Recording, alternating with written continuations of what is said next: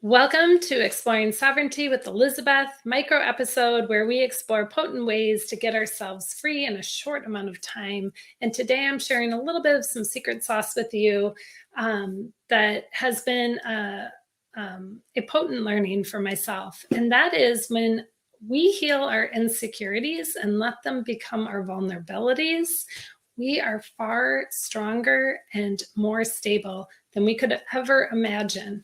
And so, one of my insecurities, on and off over this past decade, has been my relationship with my hair.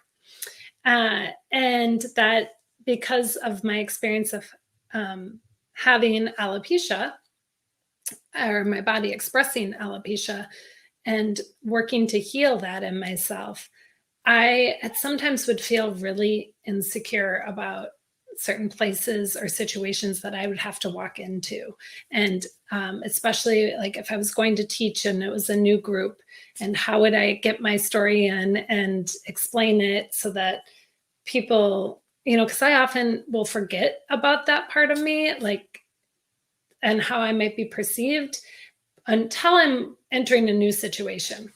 And so I know I've talked about it before, but I thought it was an interesting thing that when I started to just let myself be vulnerable versus feeling insecure about it, or like I have to protect myself in a way or explain myself in a way, but just being more vulnerable, I was actually felt more emboldened and stronger. And so, what does that look like, or why does that work? Well, when we slow down and we think about what our fears are around our insecurities and how they can get triggered, we get to start to heal those. And in healing those, we get to soften the need to protect ourselves or to be in a state of fear or flight or fight, fright, or fawn or flee, and actually settle into ourselves in a different way. So I used kind of a big example around that, but you may have big or little insecurities that you bump into in your day. And instead of like trying to push them away or pretend like they're not there or guard yourself or protect yourself in a way, what if you slow down and you get curious about it and you sit with it and see what it has to tell you, and then let it actually release.